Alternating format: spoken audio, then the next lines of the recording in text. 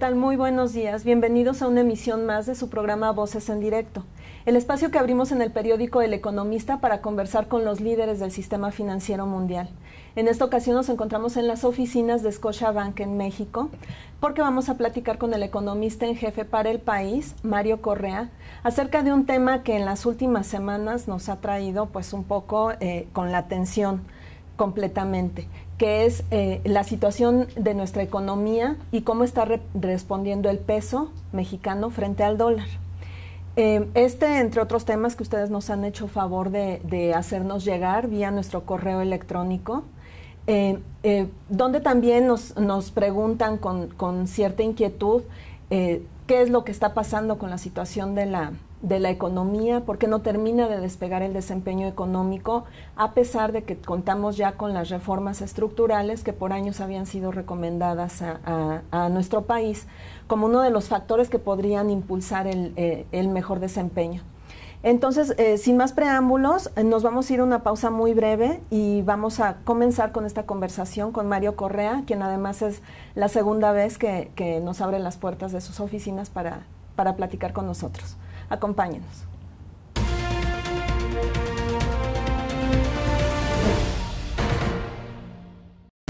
Mantente informado al momento a través de nuestras redes sociales. Síguenos a través de Twitter en @eleconomista. Búscanos en Facebook como eleconomista.mx. Además, para visualizar entrevistas, programas especiales, cápsulas y todo el contenido de El Economista TV en YouTube, los encuentras como Video El Economista. Interactúa con nosotros, participa, comenta y forma parte de la comunidad de economía y negocios más grande del país. El Economista. Información inteligente.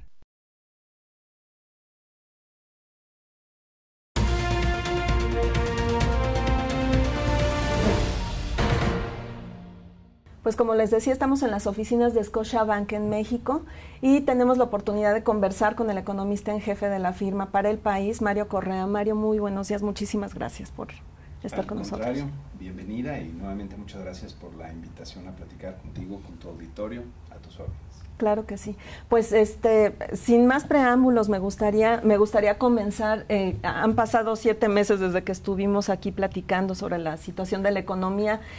Quisiera preguntarte qué es lo que ha cambiado en estos 7 meses. ¿Cómo ves a la economía mexicana ante el fortalecimiento del dólar, ante la volatilidad, ante la devaluación del yuan? ¿Qué es lo que estás viendo en este momento? Bueno, han habido cambios muy importantes y en muchos casos cambios imprevistos, sobre todo en el entorno global. El entorno nos ha cambiado drásticamente.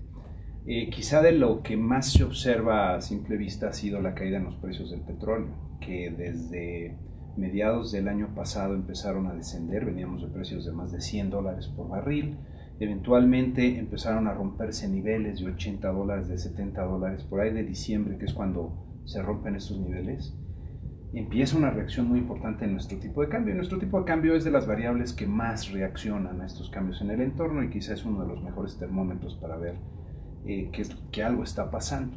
Entonces decía, ha cambiado este escenario para los precios del petróleo, que a su vez ha estado reaccionando a peores perspectivas de crecimiento de la economía mundial, especialmente en los mercados emergentes. Uno de los factores que más preocupa hacia adelante es cuál va a ser el ritmo de crecimiento que logre mantener la economía china, que ya es una de las más grandes del mundo. Se han venido desacelerando, venimos de tasas de crecimiento cerca del 12% en años anteriores. Para este año la expectativa original era de más del 7,5% del PIB, se ha venido recortando, ya anda en 6,8% del PIB y probablemente ni siquiera lleguen a esa cifra. Y el problema es que al estarse desacelerando la economía china, es un gigante que ha necesitado en el pasado una gran cantidad de insumos, de materias primas, metales, bienes agropecuarios. Al estarse desacelerando, baja su demanda por este tipo de materias primas. Y también muchos de estos precios de materias primas han estado bajando de forma muy sensible en los mercados en los últimos años.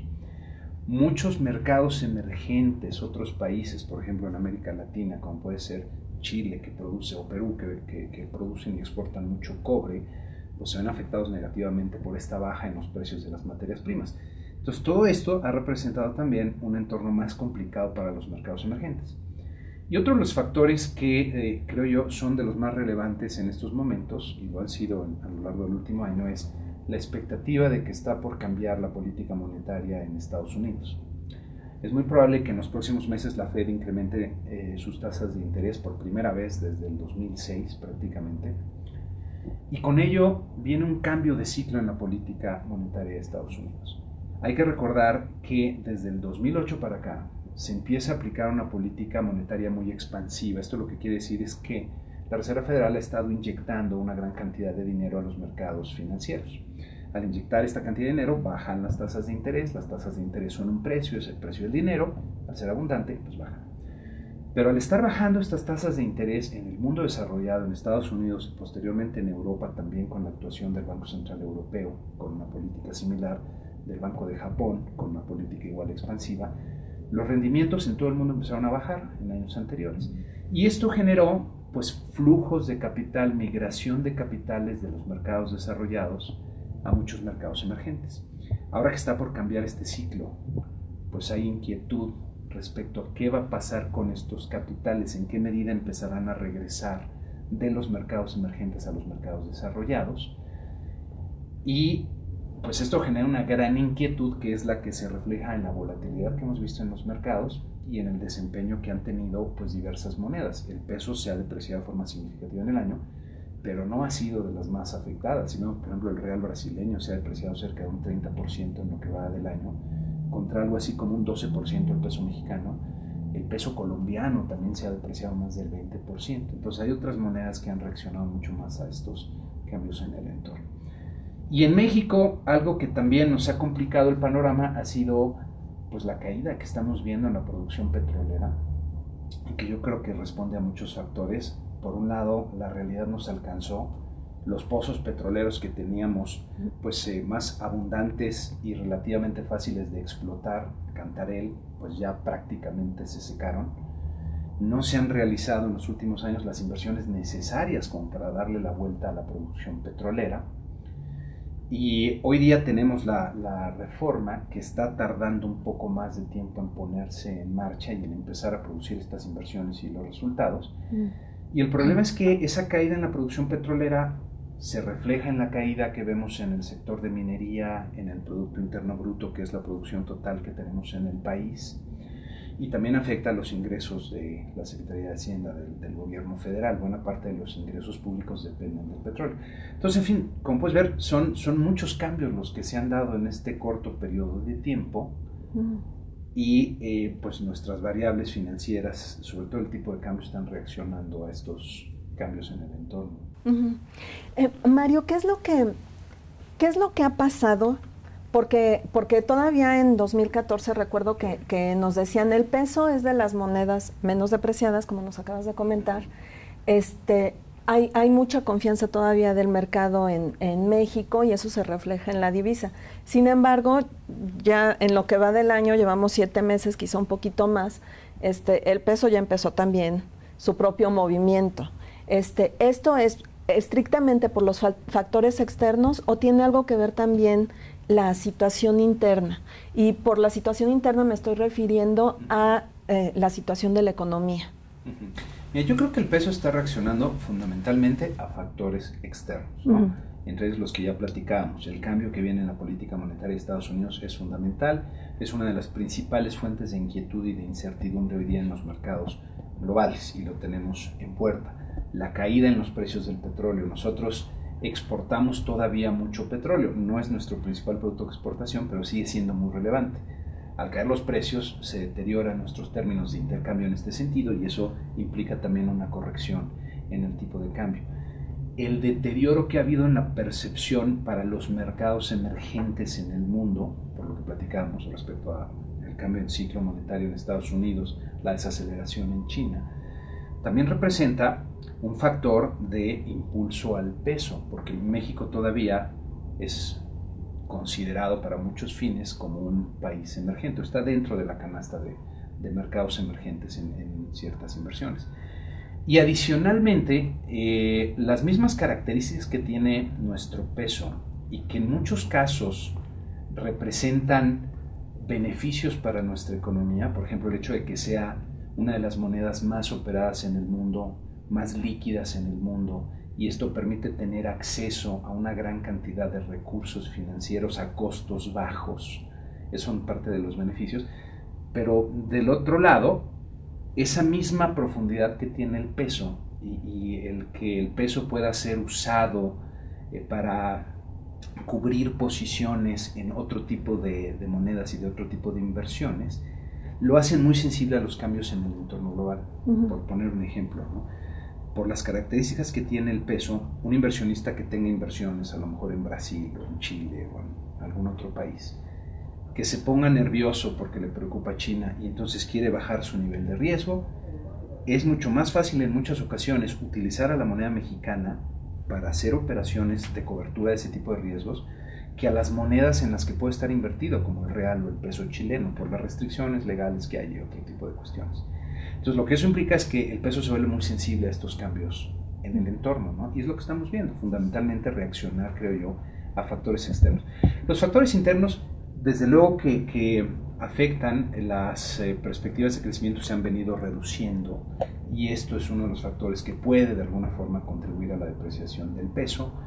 Digamos que para explicarlo de forma simple, el riesgo de crédito de cualquier empresa o de un país o de las empresas que están dentro de un país, pues depende del ritmo al que se están generando ingresos, y ese ritmo depende del ritmo de crecimiento de la economía. Un menor ritmo de crecimiento de la economía pues puede implicar un mayor nivel de riesgo de crédito y hace que la gente se pueda retraer de ciertas inversiones.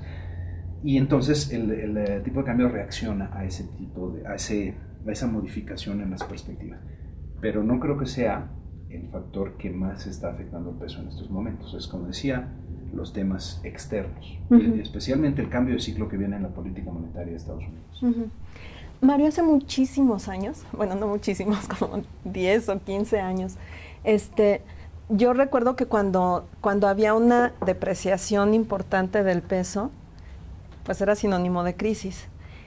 Y habemos muchas personas que seguimos como con esa idea. Quisiera preguntarte qué ha cambiado desde entonces y si esta depreciación entonces no significa que estamos en crisis. Mira, si te refieres a las crisis que tuvimos, yo diría que antes de la del 2008, que es cuando tenemos también una depreciación muy importante del tipo de cambio, pero ya teníamos un tipo de cambio libre y teníamos un entorno macroeconómico bastante más estable. Pensando en la crisis del 95, todavía el 82, el 86, que también tuvimos otra crisis importante por ahí. En esas ocasiones, esas crisis eran de manufactura interna. Había desequilibrios muy profundos que fuimos generando en nuestra economía, especialmente en el tema fiscal. El déficit fiscal llegó a niveles a finales de los 70 de más del 17% del PIB, eso es un mundo. Teníamos un déficit muy importante en la cuenta corriente. La cuenta corriente es donde registramos las transacciones de mercancías que tenemos, principalmente algunos servicios, con el exterior. Pero que un déficit quiere decir que estamos exportando menos de lo que compramos al exterior, entonces necesitamos dólares y alguien nos tiene que prestar esos dólares a través de la balanza de pagos en la cuenta de capitales, obtenemos financiamientos. Si tenemos demasiados financiamientos y estamos generando pocos dólares y además tenemos un déficit fiscal elevado, pues es una mezcla explosiva y pues tenemos los episodios de las crisis pasadas. En esta ocasión tenemos una situación macroeconómica radicalmente diferente.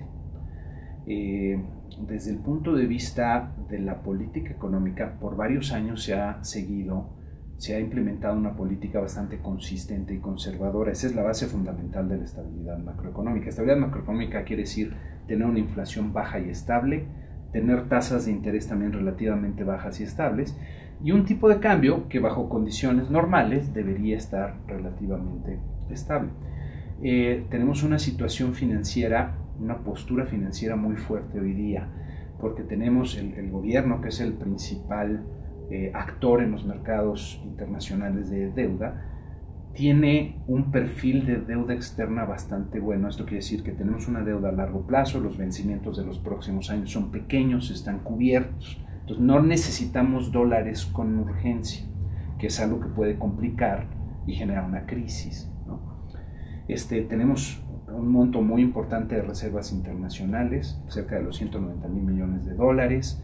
Tenemos la línea de crédito contingente con el Fondo Monetario por otros 70,000 millones de dólares. Tenemos un sistema financiero que hoy día está fuerte, está bien capitalizado. Todas esas son señales de fortaleza. Inclusive también cuando comparas a México contra muchos otros países que podrían estar dentro de la misma canasta de mercados emergentes, tenemos hoy día una serie de ventajas que no tienen otros, especialmente las reformas estructurales que ya se lograron aprobar en los últimos años y que aún falta por poner a andar. Pero si tú ves, por ejemplo, de los artículo 4 de los publicaciones que hace el Fondo Monetario Internacional, casi siempre para cualquier país, y ellos mismos comentan que parece hasta muletilla, pues necesitan reformas estructurales, ¿no? En Europa, en América Latina, en Asia, en donde quiera. Y México tiene una historia que contar de reformas estructurales. Esto te representa un factor diferenciador muy importante. Entonces, sí creo que sea una situación radicalmente diferente a la que hemos tenido en el pasado.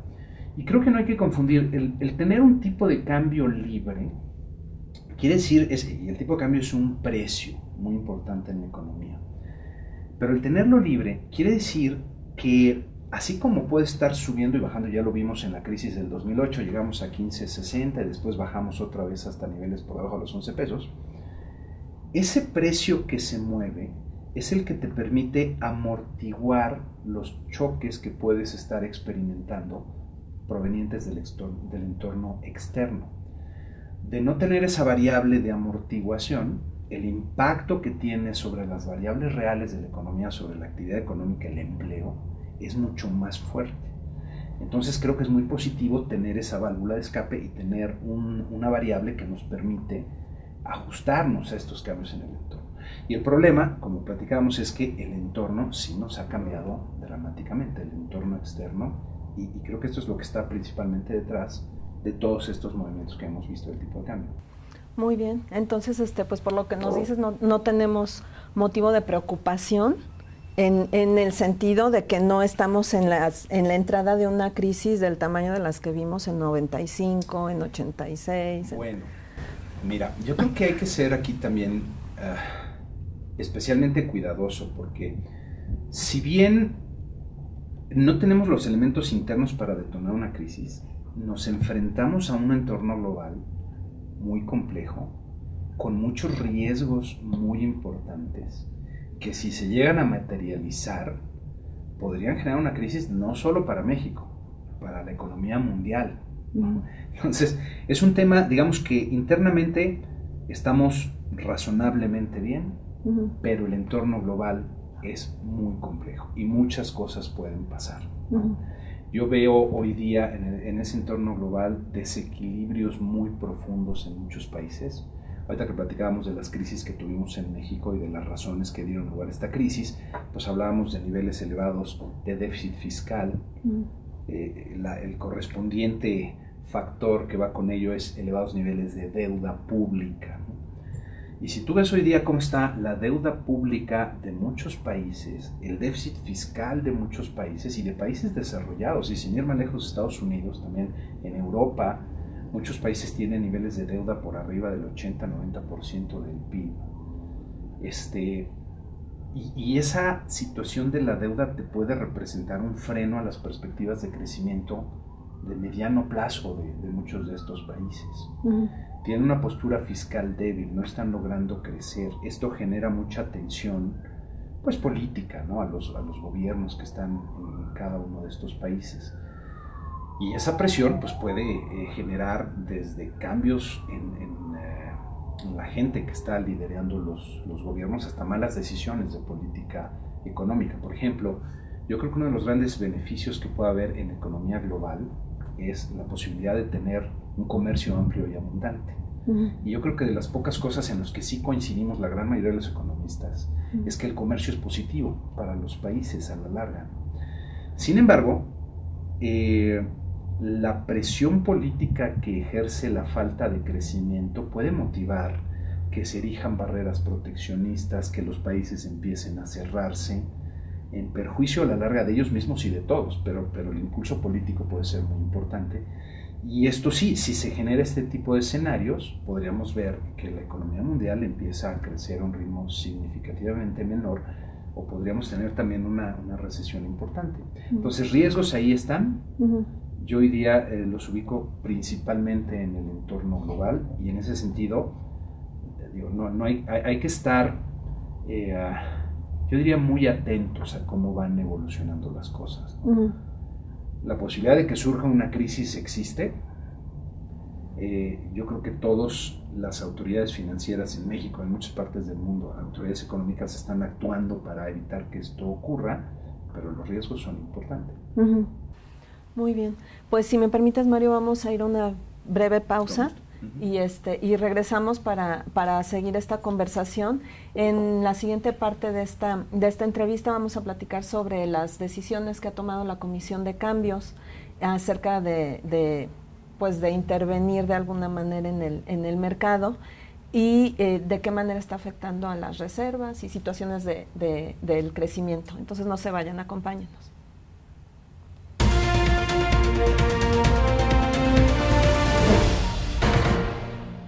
El Economista trae para ti las mejores revistas con contenidos diseñados para un estilo de vida sofisticado, el lujo y lo más prestigiado de la moda. Te presentamos Bistronomy, la revista para el foodie mexicano. Tiene la misión de llevar a nuestros lectores en un recorrido por los mejores lugares para degustar platillos de excepción.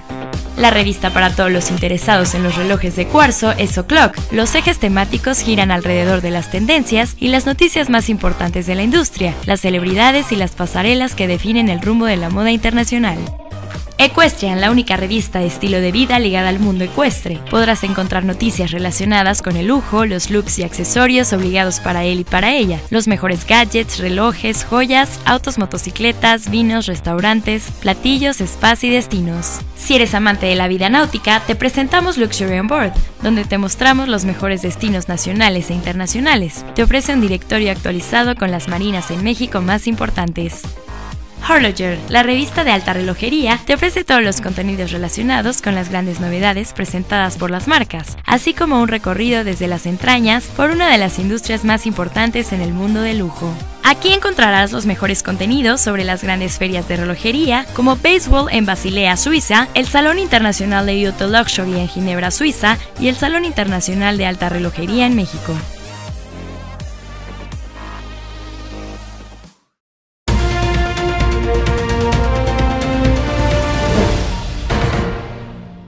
Pues seguimos con esta conversación desde las oficinas de Scotiabank en México con el economista en jefe de la firma, Mario Correa. Mario, en esta parte de la conversación quisiera rescatar una parte de lo que nos decías al principio acerca de los temores del mercado, acerca de las economías emergentes. Tú nos decías, ellos temen un probable retorno de capitales. Quisiera preguntarte si ya se presentó este retorno, es decir, si ya ha habido salidas de capitales de las economías emergentes, y si de alguna manera ya se ha visto también aquí en México. Bueno, y déjame hacer una precisión, el temor es a que haya un retorno abrupto de los capitales, ¿no? Eventualmente va a haber un regreso de cierta cantidad de capitales, mientras sean montos moderados no debe de haber mayor problema. Yo creo que sí se han estado frenando en términos generales esa entrada que antes se daba a mercados emergentes. En algunos países sí ya deberían estar observándose salidas. Y en el caso de México yo diría que no se ha observado una salida. Y déjame a lo mejor así aquí hacer una precisión. Lo que normalmente se le conoce como fuga de capitales es, digamos, que cuando el sector nacional cambia tan dramáticamente sus perspectivas que empieza a sacar su capital del país, ¿no? Por otro lado están los inversionistas extranjeros, que son los que tienen pues, inversiones de diferente tipo, desde inversiones directas, que son planta y equipo, hasta inversiones financieras. Y aquí en México, esta parte de la inversión financiera está especialmente concentrada en bonos gubernamentales, especialmente CETES, bonos M del gobierno. Hasta los últimos datos que reporta Banco de México, no se ha visto una salida significativa de este tipo de participantes extranjeros en este tipo de bonos. De hecho, se ha mantenido bastante estable y tenemos la impresión de que la gente que ha comprado este tipo de instrumentos es lo que llamamos de manos firmes. Son fondos de pensiones, diferentes tipos de fondos de administradores de recursos internacionales, que una vez que compran un bono se lo llevan hasta el vencimiento 5 o 10 años después. Entonces, esa posición de extranjeros se ha mantenido en México, no ha cambiado. Y de hecho también si tú ves las tasas de interés de largo plazo de estos bonos M de referencia, pues sí han tenido algunos movimientos ahí, pero se mantienen en niveles muy acotados. Hoy día el bono de 10 años andará cerca del 6.05%, son niveles todavía muy bajos.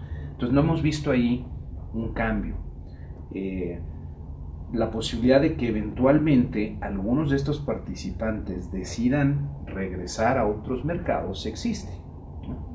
Y en la medida en que el movimiento, si llega a darse, sea muy apresurado, podría entonces sí implicar mayor volatilidad para las variables relevantes, en este caso tipo de cambio y también las mismas tasas de interés. Hasta el momento no es lo que hemos visto. Seguimos viendo esta posición de manos firmes en el mercado en México. Ok. A raíz de estos movimientos que ha habido en el fortalecimiento del dólar, la Comisión de Cambios hizo algunos ajustes a sus reglas para la intervención, para las subastas. Subió de 52 millones a 200 millones de dólares sin interés mínimo, sin precio mínimo, perdón. La subasta a partir del 30 de julio. Esto sí ha mermado en las reservas, que incluso tú nos mencionabas al principio que son uno de los factores de fortaleza de la economía. Quisiera preguntarte, pues, tu evaluación acerca de este mecanismo, si no se ha sacrificado demasiado la fortaleza que teníamos en reservas, porque recientemente pues vimos que solo en 10 jornadas que lleva esta nueva subasta de 200 millones diarios, pues se han vendido más de 2.200 millones de reservas. Yo creo que no, y de hecho yo creo que para eso están las reservas internacionales. Los mecanismos que ha implementado la Comisión de Cambios buscan sobre todo garantizar que el mercado cambiario tenga por lo menos un nivel mínimo de liquidez para que mantenga un comportamiento ordenado. No están diseñadas ni orientadas a tratar de mantener un nivel o afectar el nivel que tenga el tipo de cambio en el mercado. Y en este sentido yo creo que han tenido buenos resultados para garantizar que el mercado pues tenga este nivel mínimo de liquidez. Y 2.200 millones de dólares yo creo que es un monto muy razonable dentro del total que se tiene de 190.000 millones de dólares de las reservas. No veo que sean una merma significativa. Hay que recordar también cuando tuvimos la crisis del 2008, pues se recurrió a montos significativamente mayores, del orden de los 10.000, 15.000 millones de dólares. Y yo creo que todo eso es para garantizar que el mercado funcione de forma ordenada. Entonces yo te diría que más bien esas medidas las veo bastante bien, creo que están funcionando y creo que no representan un riesgo, ¿no? para el papel que deben de representar las reservas internacionales. Y a lo mejor déjame nada más comentar ahí para qué sirven esas reservas. Fundamentalmente para tener cierta liquidez garantizada que cubra ciertas operaciones que se tengan que hacer de los participantes importantes, especialmente el gobierno federal, en dado caso de que los mercados financieros internacionales se cerraran o estuvieran bajo mucha tensión. Por decirte algo, si el gobierno tiene un vencimiento de deuda de 3.000 millones de dólares el año que viene y los mercados están cerrados y no tienes tú un colchón, pues conseguir ese dinero te puede salir muy caro en los mercados o eventualmente te puede representar un problema financiero. Como se tiene ese colchón importante, si los mercados llegaran a cerrarse, de todas formas los flujos que tiene el gobierno federal y seguramente lo que necesitarían muchas de las grandes empresas estaría respaldado por esta cantidad de las reservas internacionales. Ese es el papel fundamental. Ok. Y la oportunidad de aumentar esta subasta también me gustaría saberlo, porque todavía no sube tasas Estados Unidos, que en teoría, o por lo que nos está diciendo, es uno de los factores que han fortalecido al dólar, y ya se empezaron a vender las reservas.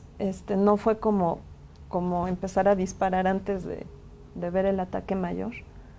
Pero no, nuevamente, yo creo que la volatilidad que hemos visto en el tipo de cambio y que ha estado reaccionando a este mundo externo que nos ha cambiado, sí implica algunos riesgos importantes para la economía en el futuro. Quizá el riesgo más relevante sería el que esta depreciación se empiece a convertir en inflación, que empiece a afectar las expectativas de inflación, y entonces sí, que al aumentar las expectativas de inflación estés poniendo en riesgo esa estabilidad macroeconómica. Y ahí lo que falta por ver es la actuación de la política monetaria del Banco de México, ¿no? Y ellos ya han comentado también que están pues listos a actuar de forma oportuna en el momento en que perciban que este riesgo de que se ponga en peligro no solo la meta de inflación, sino esta estabilidad que han tenido, el anclaje en las expectativas de inflación, si lo perciben como algo muy real, pues van a empezar a actuar, ahí sí, subiendo las tasas de interés. Y hay que recordar, las tasas de interés son otro precio muy importante de la economía, es el precio del dinero y especialmente del dinero en el tiempo. En los últimos años se ha implementado una política expansiva, quiere decir también que se han bajado las tasas de interés para acomodarse al entorno que ha estado relativamente débil y tratar de impulsar con ello la inversión y el consumo. Entonces las tasas que tenemos ahorita son tasas inusualmente bajas. Y el problema es que los precios, como las tasas de interés, deben de reflejar pues, muchos factores que van desde cuestiones como lo que llamamos las preferencias intertemporales, ¿no? En México, por ejemplo, somos más quizá afectos a tener el consumo hoy y no ahorrar para el futuro. En Japón quizás sea al revés, mientras más valores el presente, pues más altas deberían ser tus tasas de interés. La demanda que se tenga de esos recursos, si hay muchos montos de inversión que se quieran realizar o si los gobiernos, por ejemplo, tienen niveles muy altos de deuda pública, necesitan muchos recursos. Eso implica que las tasas de interés deberían de estar subiendo. Y tener tasas artificialmente bajas también implica riesgos de que se pueden estar generando una serie de distorsiones en los mercados que no son sanas, porque en economía siempre hay dos lados, ¿no? Platicábamos por un lado de la inversión y el consumo. El tener tasas bajas te puede ayudar a que crezcan, pero del otro lado están los ahorradores. Y hoy día el ahorrador pues, recibe rendimientos pues, muy bajos o en algunos casos negativos por su ahorro, ¿no? Y ese tipo de medidas pues a lo mejor son viables durante ciertos periodos de tiempo, pero no las puedes mantener por siempre, no es sano, ¿no? Y hay que recordar nuevamente, las tasas hoy día son inusualmente bajas, entonces es normal esperar que empiecen a subir y a regresar a niveles más usuales, más normales, sobre todo si Estados Unidos empieza a subir sus tasas de interés. Y esa es quizá la parte que falta, la actuación de la política monetaria en México. Ok. ¿Para cuándo están esperando ustedes que el Banco de México mueva sus tasas, que la Fed las mueva? Y también aprovechar el viaje para preguntarle sus expectativas de crecimiento. Con todo gusto. Mira, estamos esperando que la Fed en septiembre realice su primer incremento en la tasa de fondos federales. Ellos tienen la siguiente reunión programada del Comité de Operaciones de Mercado Abierto, es el día 17 de septiembre. Banco de México tiene su siguiente decisión de política monetaria para el día 21, un par de días, 3 días después, 4 días después de la Fed. Si la Fed sube sus tasas, vemos inminente, altamente probable que Banco de México también empiece a subir sus tasas de interés. Ahora, la posibilidad de que tengan que adelantarse, yo creo que es bastante real y la probabilidad de que esto ocurra creo que está aumentando, porque yo creo que pues varios analistas económicos tienen el mismo problema que tenemos nosotros ahorita y es el tratar de determinar cómo esta depreciación que ya estamos viendo en el tipo de cambio, y que aquí hay que recordar cómo nos ha cambiado el mundo. O sea, venimos de niveles de 13.20 en promedio el primer semestre, alrededor de ese nivel el año pasado, la primera mitad del año pasado. Ahorita andamos en 16.40, probablemente nos estabilicemos sobre el 15.80 a mediados del año que viene si las cosas salen bien. Es una depreciación muy significativa. ¿Qué tanto de eso se va a convertir en inflación? Estamos tratando de ver cuál puede ser el impacto y sí pensamos que va a haber un impacto aquí en la inflación del año que viene, que va a requerir de una actuación pues, bastante decidida por parte del Banco de México en su política monetaria, no quiere decir que aumenten las tasas.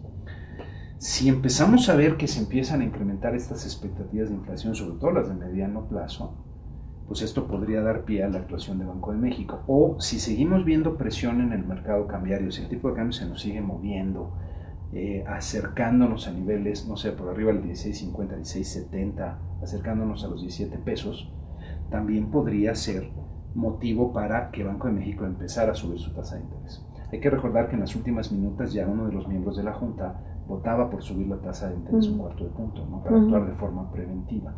Y hay toda una discusión al interior de Banco de México.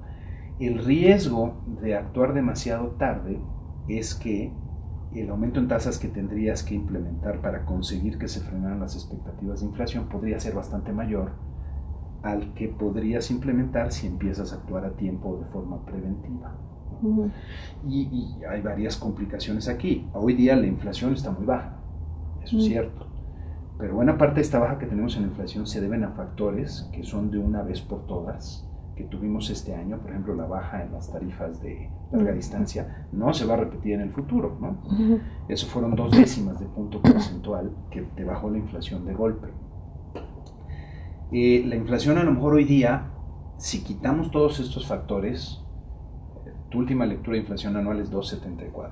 Si quitamos estos factores, a lo mejor esta inflación que sería sostenible anda en 3.5. A partir de ahí había que sumarle el efecto de la depreciación del tipo de cambio. Entonces la posibilidad de que nos vayamos por arriba del 4% el año que viene es bastante importante.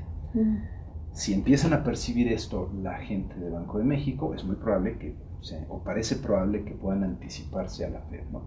Pero en principio lo que esperamos en nuestro escenario es que la Fed suba sus tasas hacia el 17 de septiembre y después Banco de México haga lo mismo con las tasas en México. Nada más estaba recordando, este mes no está planeada ninguna reunión de la Junta de Gobierno, sería hasta septiembre. Sí. Entonces, si se adelantan, sería una súper sorpresa para el mercado, para todos, ¿no? Y otra vez, para que se adelanten, yo creo que tendríamos que ver más presión en los mercados, especialmente en el tema cambiario. Yo creo que esa es la condición para que eso ocurra ahorita. Bueno, ahorita de aquí a la Junta. Claro. Mario, y sobre el tema del crecimiento de la economía, el Banco de México hizo una corrección importante de sus expectativas. ¿Cómo están ustedes en este sentido? Mira, me llama la atención porque el rango que ellos revisaron, lo movieron, traían de entre 2 y 3% a un rango entre 1.7 y 2.5. El punto medio de ese rango, pues baja de 2.5 a 2.1. El promedio de analistas del mercado, que cada vez hemos estado más parecidos, andamos alrededor del 2,5%. Nosotros hoy día tenemos una expectativa de 2.5% para este año. Y es complicado tratar de estimar esto con precisión porque hay muchos claroscuros en la actividad económica, ¿no? Banco de México refiere la desaceleración que tenemos en la construcción, en el sector industrial sobre todo, y en la inversión. Y la construcción venía muy fuerte hasta los últimos 2 meses reportados por el INEGI, junio y mayo, que sí tuvo una baja sensible. Pero por otro lado hay sectores que están teniendo un desempeño bastante bien y de hecho indicadores del consumo pues sugerirían que viene relativamente bien. Por ejemplo, ventas de coches está creciendo a un ritmo importante, la generación de empleos se mantiene a un ritmo significativo, las ventas comerciales sorprendieron los últimos datos que fueron más positivos. Ya conocemos la parte industrial, que viene más o menos afectada. Hay que ver la parte de servicios, cómo viene. Y con eso, pues yo creo que ya estaremos en mejores condiciones para ver si se revisa el escenario de forma importante. Yo tengo la impresión que los datos de servicios no van a salir tan mal y que vamos más bien en línea con el 2,5%. Hoy día tenemos una perspectiva de 3.1%, pero está sujeta a una elevada incertidumbre. Hay que esperar a ver no solo la Fed, el ritmo al cual empieza a subir sus tasas, que ellos han dicho que van a tratar de hacerlo muy pausado, pero esto depende de cómo vaya su economía, sino hay que ver cuál va a ser el impacto que tengan estos cambios del Fed en los mercados, ¿no? Y que es bastante incierto cuál pueda ser ahí, sobre todo la velocidad con la que empiecen a aumentar las tasas de interés en el mundo, ¿no? Si empiezan a aumentar demasiado rápido, el escenario se puede complicar, ¿no? Entonces hay gran incertidumbre respecto al escenario del año que viene, pero en principio esperamos este 3.1% de crecimiento. Bueno, pues ojalá que así sea. Mario, finalmente nada más preguntarte, en diciembre termina el periodo del gobernador del Banco de México al frente del organismo, de Agustín Carstens. Quisiera preguntarte, ¿tú cómo ves la posibilidad de que lo reelige el presidente? ¿Cómo lo recibirían los mercados? Básicamente eso es lo que me interesa, o cómo vendría a alterarse el escenario si hubiera un cambio de persona. Pues mira, cuando uno piensa en los posibles candidatos, yo creo que es muy difícil encontrar una persona que tenga el prestigio a nivel internacional que tiene el doctor Carstens, ¿no? Entonces, el que él se mantenga ahí creo que sería, por lo menos para los mercados, y en general para la perspectiva internacional, una muy buena noticia. Ahora, depende de quién sea la persona que llegue, que sea una persona que tenga la experiencia, la formación, que entienda muchos de estos temas. Y yo creo que hay que tenerlo bien presente. En el entorno global nos esperan momentos complicados. O sea, la economía internacional está transitando por terreno desconocido. Entonces necesitas un capitán del barco monetario, pues, que pueda navegar en esos mares que seguramente van a estar turbulentos. Entonces, el doctor Carstens ha demostrado ese prestigio y experiencia. Si llega a haber un cambio, pues esperaría tener por lo menos una persona con elevadísimas credenciales en estos temas para asegurar que esa conducción, que es realmente la estabilidad macroeconómica que tenemos hoy día en México, se ha generado con varios años de un uso muy consistente y congruente de la política económica, especialmente de la política monetaria. Entonces, es una condición fundamental para esa estabilidad macroeconómica el que esa conducción monetaria siga siendo consistente. Entonces, necesitaríamos a alguien que asegure esa consistencia hacia el futuro. Claro, muy bien descrito, como dices, un buen capitán, ¿no? Que se mantenga o que tengamos uno igual. Mario, muchísimas gracias por haber estado con nosotros.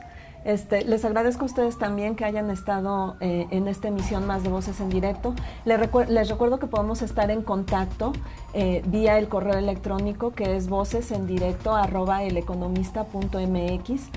Pueden ver las emisiones anteriores en la página del periódico en www.eleconomista.mx/voces-medio directo.